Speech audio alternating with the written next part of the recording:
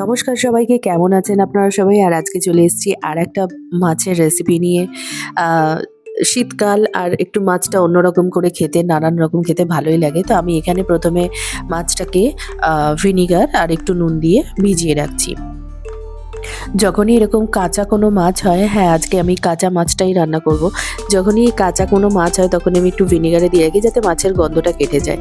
এখানে আমি হালকা তেলে একটা টমেটো আর পেঁয়াজ একটু হালকা করে ভেজে নেব। খুব বেশিও ভাজবো না, খুব হালকা সামান্য ভেজে নেব।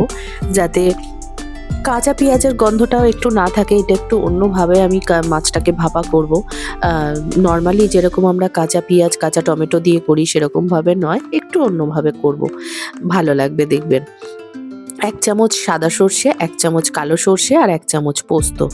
এই দিয়ে নুন দিয়ে, কাঁচা লঙ্কা দিয়ে আর আরেকটা টমেটো দিয়ে, এখানে আমি ২ টো টমেটো ইউজ করছি। একটা টমেটো আমি ভেজে নিয়েছি আর একটা টমেটো আমি এই পোস্ত বাটাতে মিলিয়ে দিলাম। তো সাদা সর্ষে, কালো সর্ষে দুটো ব্যালেন্স করে দিলে না টেস্টটা খুব ভালো হয়। আর সর্ষে বাটার সময় অবশ্যই একটু নুন দেবেন, তাতে সর্ষেটা তেতো হয়ে যায় না। তো আমি এটাকে ভালো করে বেটে নেবো। বেটে নেওয়ার পর এরপর আমি মাছটা ভিনিগারের জল থেকে তুলে ভালো করে আরেকটু ধুয়ে নিয়ে নুন হলুদ মাখাচ্ছি।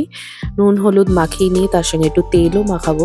তেলটা কারণ এই ভাপা মাছে সবসময় তেল একটু বেশিই লাগে। যেহেতু মাছটা ভাজা হয় না, তুলনামূলকভাবে দেখতে গেলে হয়তো একই রকম তেল রাখছে। মাছ ভাজতেও তো অনেকটা তেল লাগে আমাদের। তো আজকে আমি এই ৪ পিস মাছ করব। এই সর্ষেটা দেখুন কত সুন্দর করে বাটা হয়ে গেছে। আর এই পেঁয়াজ আর টমেটো যেটা ভেজে রেখেছিলাম সেটা দিয়ে দিলাম আগে। এটাও আমি মাছের সাথে একসাথে মাখিয়ে নেব। কাঁচা পেঁয়াজ দিলেও আলাদা একটা ফ্লেভার হয়। আর এই পেঁয়াজটা এরকম ভেজেও একবার দিয়ে দেখবেন, ভালোই ফ্লেভারটা লাগে। তারপরে যে বাটাটা ছিল সেই বাটাটা দিয়ে দিলাম।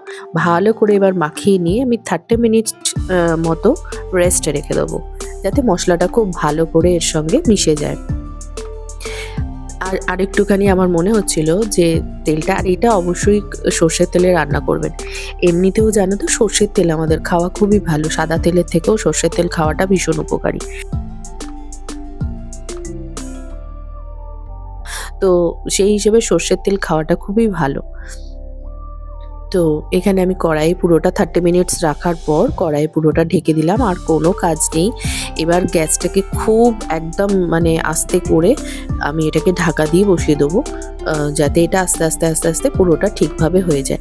অনেকেই আছেন যারা টিফিন কৌটোয় দিতে পারেন। টিফিন কৌটোয় দিয়ে গরম জল এর মধ্যে কড়াইয়ে গরম জল দিয়েও বসাতে পারেন, কিন্তু এইভাবেও করতে পারেন।